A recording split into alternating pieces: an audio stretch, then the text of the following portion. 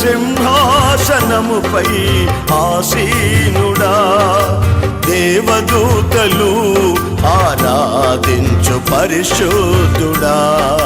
యేసయ్యా నా నిలువెల్ల నిండియున్నావు, నా మనసారని సన్నిధిలో సాగిలపడి నమస్కారము చేసెదా, సాగిలపడి నమస్కారము చేసెదా. నా మనసారని సన్నిధిలో సాగిలపడి నమస్కారము చేసెదా, సాగిలపడి నమస్కారము చేసెదా.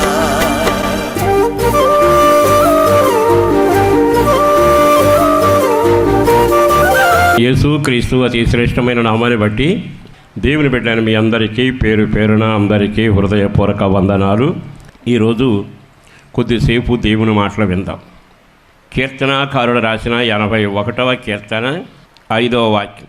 ఆయన మన దేవుడైన యెహోవా ఐగుప్తు దేశ సంచారము చేసినప్పుడు. దేవుడు సంచారము చేయుట. మనందరం తిరుగుతూనే ఉంటాం. నీవు తిరిగిన దానికి, అధికారులు తిరిగిన దానికి, మీ యజమాని తిరిగిన దానికి, నేను తిరిగిన దానికి ఎంతో అంతో లెక్కలు కొలతలు మంచి చెడ్డ వివరాలు చెబుతాం. దేవుడట ఐగుప్తు దేశంలో సంచరించాడట. సంచరిస్తే ఏం జరిగింది? దాని తర్వాత వాక్యం చదవండి. యోసేపు సంతతికి సాక్ష్యముగా దానిని నియమించెను. అక్కడ చక్కని మాట, అది సాక్ష్యంగా దాన్ని నియమించాడట. తర్వాత అక్కడ నేను ఎరుగని భాష వింటిని, అక్కడ నేను ఎరుగని భాషను వింటిని, వారి భుజముల నుండి నేను బరువును దింపగా వారి చేతులు మోతగంపల నెత్తకుండా విడుదల పొందెను. దేవుడు సంచరించాడట. దేవుని సంచారంలో జరిగిన ఒక కార్యం రాశాడు. అక్కడ ఐగుప్తు దేశంలో నేను సంచరించగా అక్కడ వారి భుజముల నుండి బరువులు దింపబడెను, వారి చేతుల మోత గంపలను ఎత్తకుండా విడుదల పొందాను. దేవుని సంచారం జరిగితే ఏం జరుగుతుందో ఒక్క మాట అక్కడ రాశాడు. అప్పటి వరకట 437 సంవత్సరాల పాటు వాళ్ళు బరువులు మోస్తూ ఉన్నారు, అడుసు తొక్కుతున్నారు, ఇటుకలు చేస్తున్నారు, కొరడా దెబ్బలు తింటున్నారు, కష్టాలు పడుతున్నారు, అవమానాల్లో ఉంటున్నారు. నెమ్మది లేకపోయింది. జీవితం అంతా కష్టం కష్టం కష్టం కష్టం, జీవితం అంతా వేదన, నెమ్మది లేకుండా అయిపోయింది. వాళ్ళు ఒక దినాన్ని ఏం చేశారంటే దేవునికి మొర్ర పెట్టారట. అయ్యా 400 ఏళ్ళు దాటిపోయింది అయ్యా, మాకు విడుదల లేదా? మా రాత మారదా? మా భవిష్యత్తు ఇంతేనా? మాకు మంచి రోజులు రావా అని ఎలుగెత్తి ఏడవడం మొదలుపెట్టారు. వాళ్ళు మొరపెట్టి ఏడవలేక మూలగడం మొదలుపెట్టారు. మూలిగి ఏం చెప్పలేక వాళ్ళ గుండెల్లోని బాధట ప్రాణం పోయేంతగా నీకు తెలియజేశారు. ఆకాశమందున్న దేవుడు మొర్ర విన్నాడు, వాళ్ళ బాధను చూచాడు, వాళ్ళ మూలుగులు విన్నాడు. వెంటనే ఏమన్నాడు తెలుసా? నేను ఇప్పుడు ఐగుప్తు దేశంలో సంచరిస్తాను, అక్కడికి వెళ్ళి నేను తిరుగాడుతాను. అక్కడికి వెళ్ళి ఆయన సంచరించాడటండి. అలా తిరిగాడు ఆయన. ఆ దేశంలో అలా తిరుగుతూ ఉండగానే ఒక కార్యం జరిగింది. ఏ కార్యం? అప్పటి వరకు వారి చేతులు వాసిపోయాయి, బరువులు మోసి ఎర్రగా మారిపోయాయి. కారణం ఏంటంటే రోజు బరువులు మోయటమే. వాళ్ళంతా చెమటపడుతుంది, కాళ్ళేమో వాసిపోతూ ఉన్నాయి. ఆగితేనేమో కొరడా దెబ్బలు, ఇళ్ళు కోసం ఇటుకలు తయారు చేయటం ఒక పని కాదుగా. వాళ్ళు ఎలుగెత్తి ఏడ్చారండి. దేవుడు సంచరించాడు. వెంటనే ఒక విడుదల కార్యం ఆ దేశంలో జరిగింది. ఏమిటి కార్యం అంటే అక్కడ రాశాడు కదా, వారి చేతులు మోతగంపలను ఎత్తకుండా వారికి వారి చేతులకి విడుదల కలిగాను. జరిగిన మొదటి కార్యమే మనకే జరుగుతుందిగా. ఏమిటది? విడుదల. ఎన్ని సంవత్సరాల నుంచి కష్టాలు అనుభవిస్తున్నావు, ఎన్ని సంవత్సరాల నుంచి వేదన అనుభవిస్తున్నావు, ఎన్ని సంవత్సరాల నుంచి కన్నీళ్లు గారుస్తున్నావు, ఎన్ని సంవత్సరాల నుంచి మూలుగుతున్నావు. కారణం ఏదైనా కానీ బరువులు మొయ్యలేక. అయితే నువ్వు ఇసుక మోయటం మట్టి మోయటం అనేది కాదు. నీ జీవితంలో అనేక భారాలు ఉన్నాయి, ఆ భారాలు మోస్తూనే ఉన్నావు. విడుదల ఎప్పుడు వస్తుందంటే విడుదల రావట్లా. కానీ దేవుడు అంటాడు, వారికి నేను విడుదల కలుగ చేస్తాను. ఆ రోజున ఆయన సంచరించాడండి. అద్భుతం జరిగిపోయింది. ఇక మీదట వాళ్ళు బరువులెత్తే పని లేకుండా వాళ్ళకి విడుదల కార్యం ప్రారంభమయ్యింది. ఈ శుభవేళ ఈ మాటలు వింటుండగా నా దేవుడు ప్రత్యేకంగా నిన్ను దీవించాలని కోరుకుంటున్నాడు. ఆయన హృదయపూర్వకమైన ఆశ వాంఛ ఏమిటంటే నీకు విడుదల కలుగ చేయాలి. ఇప్పటికే కొన్ని సంవత్సరాలుగా బాధలు అనుభవిస్తున్నారుగా. పాత సంవత్సరం వెళ్ళిపోయింది, క్రొత్త సంవత్సరం వచ్చింది, ఏం జరుగుతుందో అని ఆశగా ఎదురు చూచిన సమస్యలు ఎక్కువవుతూ వచ్చాయిగా. కానీ ఈ శుభవేళ ఒక సేవకుడిగా నేను మీకు చెప్పగలిగిన ఖచ్చితమైన మాట, దేవుడు కానీ సంచరిస్తే నీ జీవితం మారబోతుంది. ఈ సంవత్సరంలో నీ సమస్యల నుంచి నీకు విడుదల కలుగునట్లుగా దేవుడు మీ ఇంట్లో సంచరించునుగాక. సంచరించాడా వెంటనే విడుదల ప్రారంభం అవుతుంది. ఇక ఆ సమస్యలు నిన్ను పట్టి పీడించవగా, నిన్ను వదిలి దూరంగా పారిపోతాయి. నీ చేతులకు, నీ కాళ్లకు, నీ ప్రాణాత్మ దేహాలకు నెమ్మది కలుగుతుంది, విడుదల కలుగుతుంది, క్షేమం కలుగుతుంది. మరి ఈ రోజున దేవుడు మా ఇంట్లో మా మధ్యలో సంచరించాలని ఆశ మీకు లేదా? ఒకవేళ ఆశ ఉంటే దేవుడు సంచరిస్తాడా? సంచరిస్తాడు. ఎప్పుడు సంచరిస్తాడు? ఆయన ఎప్పుడు సంచరిస్తాడో అపోస్తుల కార్యం 7వ అధ్యాయము 34వ వాక్యాన్ని చదువుదాం. ఐగుప్తులోనున్న నా ప్రజల దురవస్థను నేను నిదానించి చూచితిని వారి మూలుగులు వింటిని వారిని విడిపించుటకు దిగివచ్చి తిని. దేవునికే మహిమ కలుగునగాక. దేవుడు వారిని విడిపించడానికి వాళ్ళ దగ్గర నుంచి స్పందన కోరుకున్నాడు. ఏమిటి? వారట ఎలుగెత్తి ఏడ్చారట, రెండవది మూలిగారట, ఆయన సందులో విలపించారట. ఈ రోజైనా ఈ మాటలు విన్నాక ఈ క్రొత్త సంవత్సరంలో ఒక మార్పు కలగాలి. నీ సమస్యల నుంచి నీకు విడుదల కలగాలి. ఆర్థిక పరిస్థితి కానీ, అనారోగ్య పరిస్థితి కానీ, ఒకవేళ భక్తి చేయలేని స్థితి కానీ, ప్రార్థనలో నడవలేని స్థితి కానీ, నీ జీవితంలో ఏ రకమైన ఇరుకులు ఇబ్బందులు ఉన్నా ఒక విడుదల కలిగేట్టుగా ఈరోజు నువ్వు కోరుకోవాల్సింది. కలెక్టర్ గారు మా ఇంటికి వస్తే బాగుండు అనుకోకు, లేకపోతే పాస్టర్ గారు మా ఇంటికి వస్తే బాగుండు అనుకోకు. కానీ దేవుడు మీ ఇంటికి రావాలి, దేవుడు మీ ఇంట సంచరించగలగాలి, దేవుడు మీతో తిరగగలగాలి. మరి దాని కొరకు మీరు ఈ సంవత్సరం మొదట్లోనే కన్నీటితో ఆయన పాదాలు పట్టుకుని ప్రార్థన చేస్తే, అయ్యా నా మొర్ర ఆలకించవా, నాకు సాయం చేయవా, నేను భయంకరమైన వేదనతో ఉన్నానయ్యా, ఈ చేతులు బరువులు మోస్తున్నాయ్యా, అలసిపోయానయ్యా, ముందుకు సాగలేకపోతున్నానయ్యా అని నీ ఆత్మీయ జీవితాన్ని, శరీర జీవితాన్ని ఆయన దగ్గర జ్ఞాపకం చేసి ఎప్పుడైతే నువ్వు మోకరించి ప్రార్థన చేస్తావో ఆ ప్రార్థన ప్రభువుని కదిలించబోతుంది. నీ కన్నీళ్ళు ప్రభు పాదాలు తలహబోతున్నాయి, నీ మూలుగులు ఆయన సింహాసనాన్ని వదిలి దిగివచ్చేడుగా చేస్తున్నాయి. అట్టి ప్రార్థనా జీవితంలో మనం ఎదిగితే ఆ దేవుడు ఈరోజు కూడా మన మధ్యలో సంచరిస్తాడుగా. ఆయన ఈరోజు కూడా మన ఇళ్లలో సంచరిస్తాడుగా. నీవు ప్రార్థన అనుభవంలో ఎక్కడ ఉన్నావు? బాధలు అనుభవించడానికి ఇష్టపడ్డావు కానీ ప్రార్థన చేయడానికి ఇష్టపడలేదుగా. ప్రార్థన నిన్ను విడిపిస్తుందనే సంగతి తెలిసి కూడా ప్రార్థనలు ఎందుకు నిర్లక్ష్యం చేస్తున్నా? ఆయన మొరపెట్టుకుని ఆయన పాదాలు పట్టడానికి ఎందుకు వెనకడుగు వేస్తున్నా? మరలా దండం పెట్టి చెబుతున్నాను, మన ప్రార్థన మనకు సురక్షితం. మన ప్రార్థన మన ప్రభువు దగ్గరికి తీసుకుని పెడుతుంది. మన ప్రార్థన మన సంఖ్యలను విడగొడుతుంది. మన ప్రార్థన ప్రభువుని కదిలొచ్చేడిగా చేస్తుంది.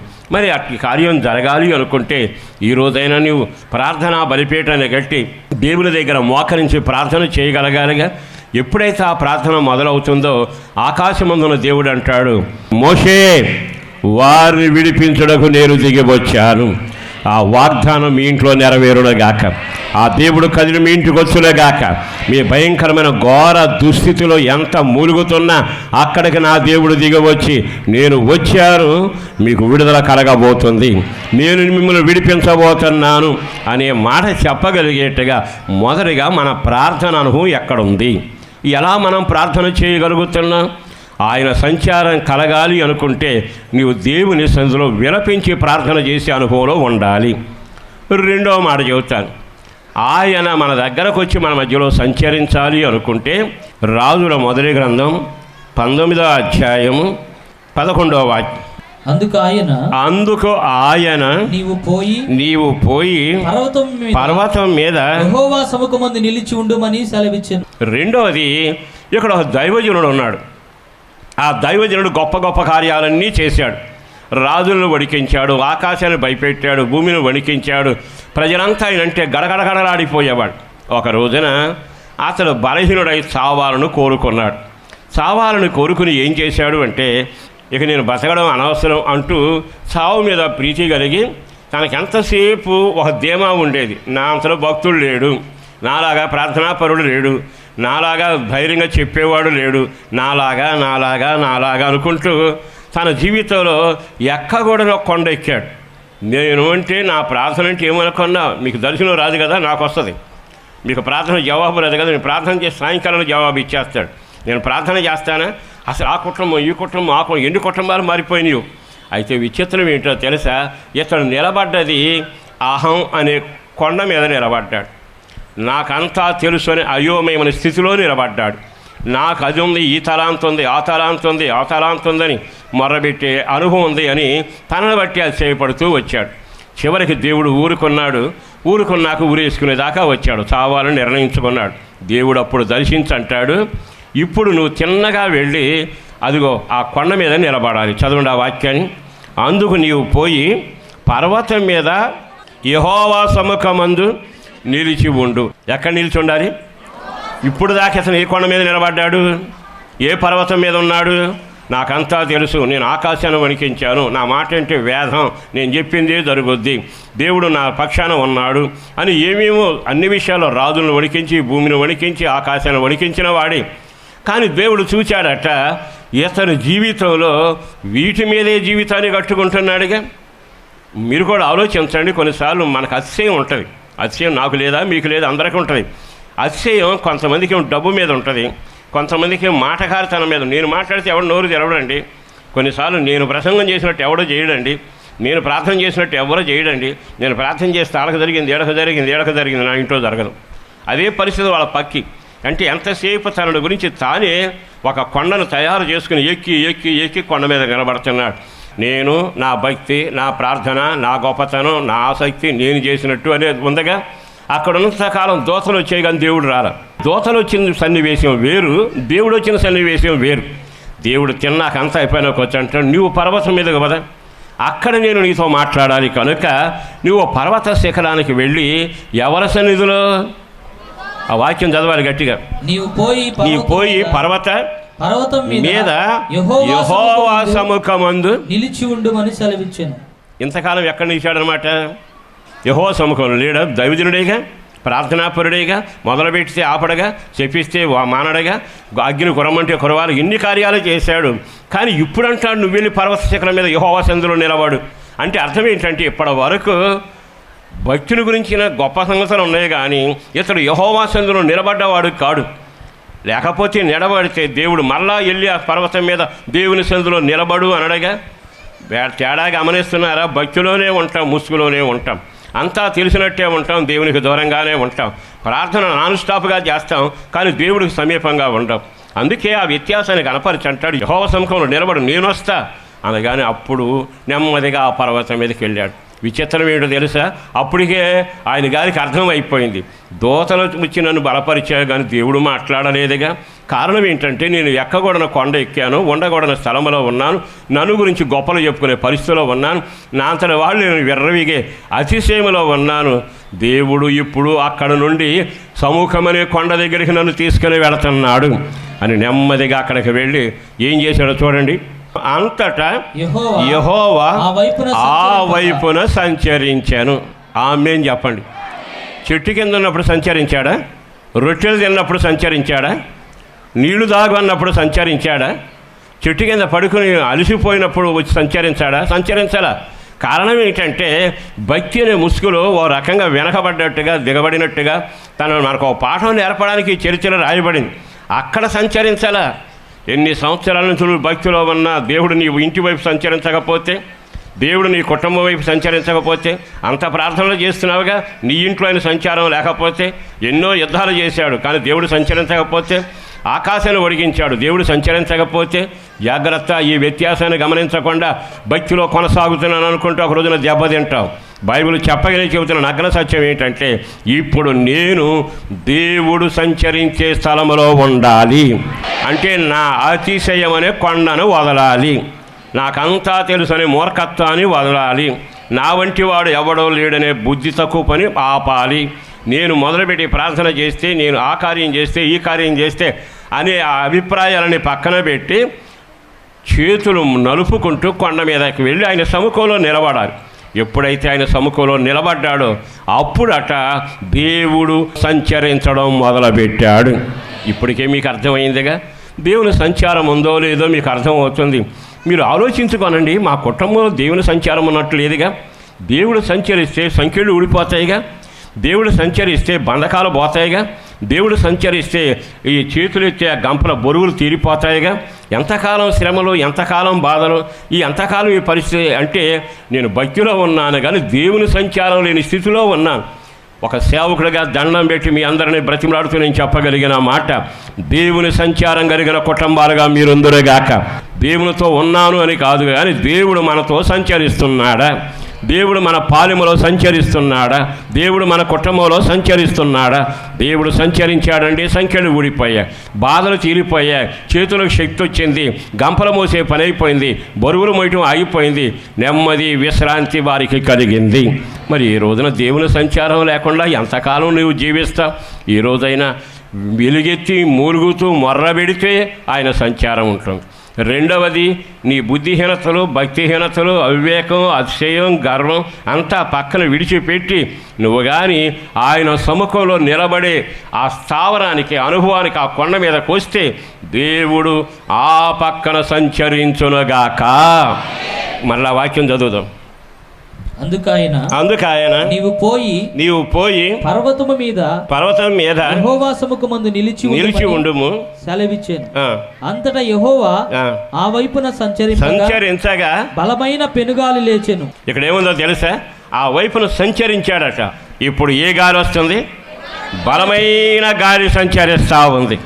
దేవుడున్న చోట అద్భుతాలు చేసే గాలి బయలుదేరబోతుంది. దేవుని సంచారం ఉన్న చోట ఆయన బలమైన గాలి ముందే సంచరిస్తూ ఉంది. మరి ఈ రోజున దేవుని గాలి, బలమైన గాలి నీ జీవితంలో సంచరిస్తుందా? ఆ గాలి నిన్ను తాగుతుందా? దేవుడు ఉన్నాడు అనుకుంటున్నాడు అంటున్నావు, గాలి లేదుగా. గాలి ఉంటే ఏమవుతుంది? 2 మాటలు చెబుతాను. ఆయన బలమైన గాలి వచ్చిందట, వెంటనే సముద్రం అట 2గా పాయలైపోయి బలమైన తూర్పు గాలిని రాజేశాడు. ఆ తూర్పు గాలి వచ్చి సముద్రమును 2గా పాయలు చేసి, చదవండి ఆ మాట. 14 నిర్గమాకాండం 21. మోషే సముద్రం వైపు తన చెయ్యి చాపగా యెహోవా రాత్రి అంతయు బలమైన తూర్పు గాలి చేత, ఏ గాలి? బలమైన చెప్పాలి, ఏ గాలి? బలమైన తూర్పు గాలి చేత సముద్రమును తొలగించి, అంటే తన గాలిని పిలిచాడు, గాలి వచ్చింది, సముద్రాన్ని పాయలు చేస్తుంది. సముద్రాలు లేవు, నీళ్ళల్లో సమస్యలు లేవు, కన్నీళ్ళు లేవు, ఆరణ భూమి అడుగేస్తే జారిపడే పరిస్థితులు ఉన్నాయిగా. కానీ నా దేవుడు కానీ సంచరిస్తే ఆయన గాలి నీ ఇంట్లో సంచరించబోతుంది. ఆ గాలి నీ మీదకు వచ్చాక, ఆ గాలి రాగానే అదట సముద్రాన్ని ఏం చేసింది? పాయలుగా చేసింది. నీ సమస్యలు నా దేవుని సంచారం వల్ల పాయలైపోవునగాక. నీ సమస్యలు 2గా చీలిపోవునగాక. నిన్ను మూసిన తలుపులు తెరవబడునగాక. ఆటంకాలు నెట్టివేయబడునగాక. ఒక ఉన్నతమైన కార్యం జరుగునగాక. దేవుడు సంచరిస్తున్నాడండి. 40 ఏళ్ళు సేవ చేస్తున్నాడు, దేవుడు నాతో సంచరిస్తున్నాడు. గాలుందా? గాలుంటే సమస్యలన్నీ పటాపంచలుగా తోలివేసి చీల్చివేసిందా? ఆ గాలి ఉంటే అద్భుతం జరగాలిగా. ఎందుకు? ఆ వాక్యం చదివినప్పుడు ఉంటుంది, దేవుని సంచారం కలిగిన కుటుంబాలు ఉన్నాయి, దేవుడు సంచరించిన ఏదైనా చోట ఉంది, దేవుడు సంచరించిన ఇశ్రాయేలు జనాంగాన్ని చూస్తున్నాం. ఈరోజు ఈ మాటలు విన్నాకైనా ఒక్క క్షణం దేవుడు నాతో సంచరిస్తున్నాడు అనడానికి ఆనవాలుందా? ఆనవాలుంటే ఆయన సంచరించాడు అనుకుంటే నీ జీవితంలో నీ బంధకాలు ఊడిపడిపోయి మోత మోసే ఆ మోతలన్నీ తిగిపోతాయి. నీ చేతులకు, నీ కుటుంబానికి విడుదల మొదలు కలిగితే, రెండవది ఆయన నిన్ను ఎక్కించాల్సిన కొండ ఎక్కిస్తాడు, సముఖంలో నిలబడటం నేర్పిస్తాడు, నీ అతిశయం అనే కొండను దించుతాడు. అక్కడి నుంచి విడుదల చేసి పైకి తీసుకువెళ్ళాక అక్కడ బలమైన గాలి ఊరేగుతుందట. బలమైన గాలి వచ్చింది, ఆ ఎర్ర సముద్రం 2గా పాయలాయను. ఇంకో మాట కూడా చెబుతాను. ఓసారి వీళ్ళంతా దేవుని దగ్గర గొడవ పడ్డారు. దేనికి గొడవ పడ్డారు తెలుసా? ఎప్పుడు ఉల్లిపాయలేనా, కీరకాయలేనా, దోసకాయలేనా, ఇవేనా, మాకు ఇంకా ఆహారం లేదా అని ఎలుగెత్తి ఏడిచారు. ఆ 1,00,000 మంది ఎలుగెత్తి ఏడిస్తే మోషే వెళ్ళి తిన్నగా దేవుడితో బ్రతిమలాడాడు. అయ్యా, వాళ్ళకి తిండి కోసం అల్లాడిపోతున్నారయ్యా, కూరగాయలు తినలేక, ఉల్లిపాయలు తినలేక అని చెప్పారయ్యా. అవునా? నాకేమైనా శక్తి లేనివాడినా చూస్తూ ఉండు అని చెప్పగానే ఆ రోజట దేవుడు ఒక బలమైన గాలిని పంపాడట. ఆ గాలి వెళ్ళి సముద్రం మీదకు వెళ్ళి ఎక్కడెక్కడ పూరేళ్ళు ఉన్నాయో ఆ పూరేళ్ళన్నింటినీ పోగు చేసుకొని వచ్చి తిన్నగా తన పాలుమి దగ్గర 1 మైలు దూరం అంత పొడుగున అంత ఎత్తున అన్ని పూరేళ్ళు కింద పడిపోయి ఉన్నాయి. ఒకదాని మీద ఒకటి కొట్టుకోండి, చేతితో పట్టుకుంటూ అందుతూ ఉన్నాయి. వీళ్ళు ఆ పూరేళ్ళను పట్టుకొని వండుకు తిని ఎంత ఆనందించారంటే అంత ఆనందించారు. దేవుడు ఆ వైపున సంచరిస్తే ఆయన గాలి కార్యాలు చేస్తుంది. మొదటి కార్యం సముద్రం చీలిపోయి, సమస్యలు తీరిపోయి, కన్నీళ్లు తీరిపోయి నీ బ్రతుకు ఆరబెట్టబడినట్టు దీవించబడును గాక. రెండవది ఆయన గాలి బయలుదేరిందట. ఆ బయలుదేరిన గాలి ఏం చేసిందో తెలుసా?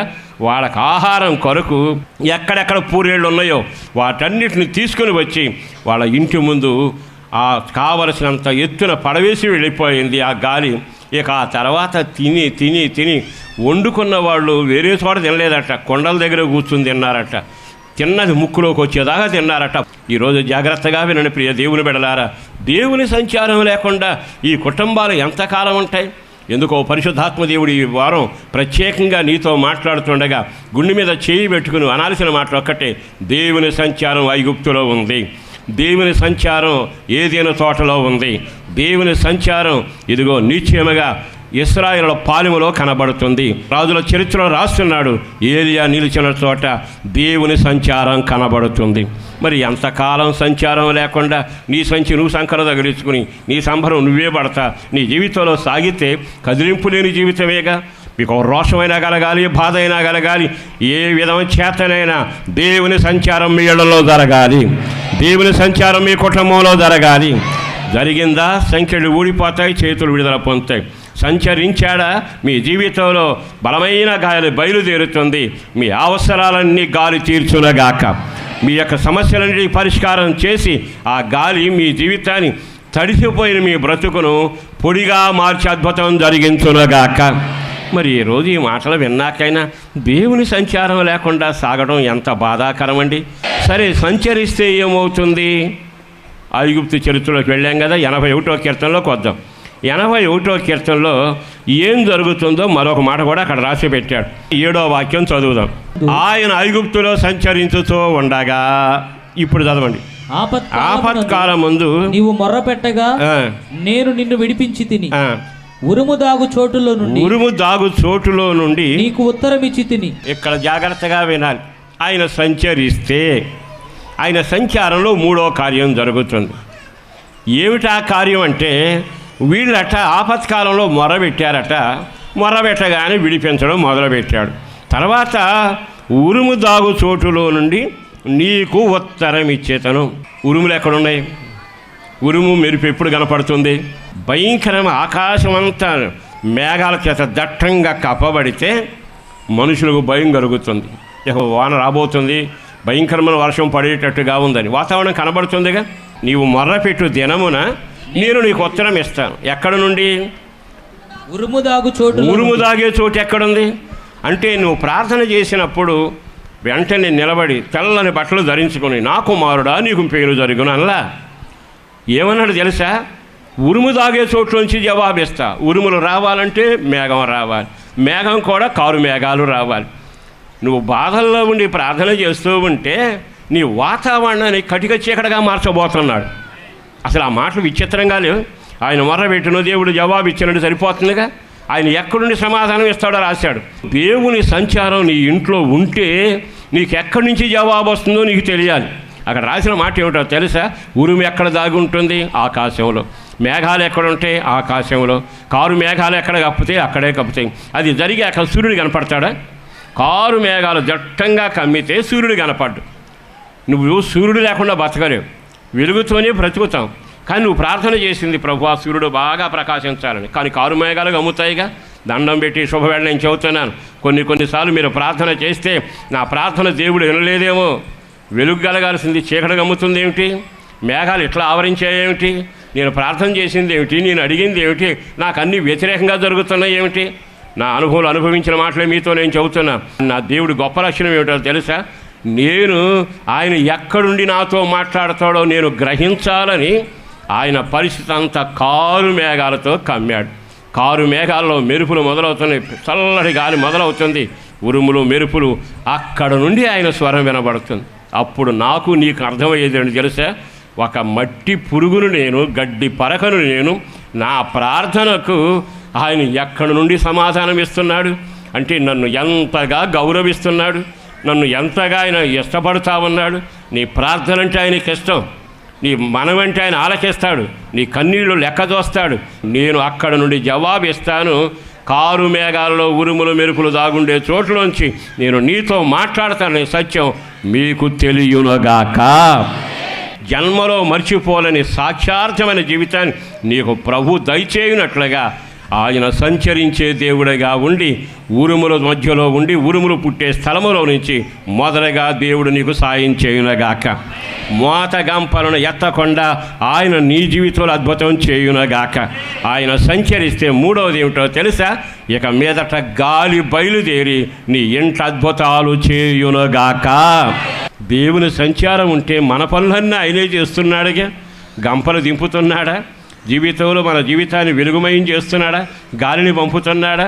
మరి ఈ రోజున దేవుని సంచారం ఉంది అని ఇప్పుడు గుండె మీద చేవిడు చెప్పగలవా? నా దేవుడు దేవుని సందులో ఆయన ఇచ్చిన బ్రతికేమిడో తెలుసా? నేను ఆయన కలవాలి, మీరు ఆయన కలవాలి. దేవుని సంచారములో మనం ఐక్యపడాలి. ఆయన మనతో, మనం ఆయనతో చెయ్యి చేయబట్టి నడవాలి. అందుకంటున్నాడు, నీ కుడి చేతిని నేను పట్టుకొని నేను నిన్ను నడిపించబోతున్నాను. కృప కలుగునగాక, దీవెన కలుగునగాక. ఒక్క చిన్న ప్రార్థన చేసుకుని సెలవు తీసుకుందాం. మీరందరూ మోకరించి ఒక్క ప్రార్థన చేయండి. ఈ రోజు నుంచి నా ఇంట్లో నీవు సంచరించాలి. పరిశుద్ధుడును ప్రేమమడిన ప్రభు వందనాలయ. అపారమైన నీ ప్రేమ కొరకు ధన్యవాదాలు. పేరు పేరున బిడ్డలను దీవించండి, ఆశీర్వదించండి. ప్రభువా, మా మందతో నీవు సంచరించాలి, మా సంఘంతో నీవు సంచరించాలి, మా పిల్లలతో నీవు సంచరించాలి, మా జీవన భక్తిలో నీవు సంచరించాలి. నీ సన్నిధిలో మేము ఉండగలగాలయ్యా. నీ సంచారం లేకుండా ఒక్కరోజు మేము బ్రతకూడదయ్యా, ఒక్కరోజు కూడా మేము జీవించలేమయ్యా. నీ సంచారంతో మమ్మల్ని నడిపించండి. తీర్మానం చేసినారు, ఆశపడుతున్నారు, చేతులు పైకెత్తారు. ఈ రోజు నుంచి నీ సంచారం ఆ ఇళ్లలో మేము చూడగలగాలి. గొప్ప కార్యాలు ఆ ఇంట్లో జరగాలయ్యా. బలమైన కార్యాలు జరిగించి మీరు మహిమ పొంది దీవెన, నెమ్మది, క్షేమం, విశేషమైన కృపచేత నడిపించి నీ రాకడ కొరకు ఆయత్తపరచుమని యేసు శక్తి కలిగిన నామాన్న ప్రార్థించి విన్నవించి వేడుచూ ఉన్నాము తండ్రి. ఆమేన్. మీ ప్రార్థనా వసతుల కొరకు మమ్మలను సంప్రదించవలసిన మా చిరునామా పాస్టర్ దేవదాస్ గారు, వస్తున్నామండి, న్యూస్వీడ్ రోడ్డు, హనుమాన్ జంక్షన్, కృష్ణా జిల్లా, ఆంధ్రప్రదేశ్. మా ఫోన్ నెంబర్లు 08656242751, మరి ఒక నెంబర్ 9440772772.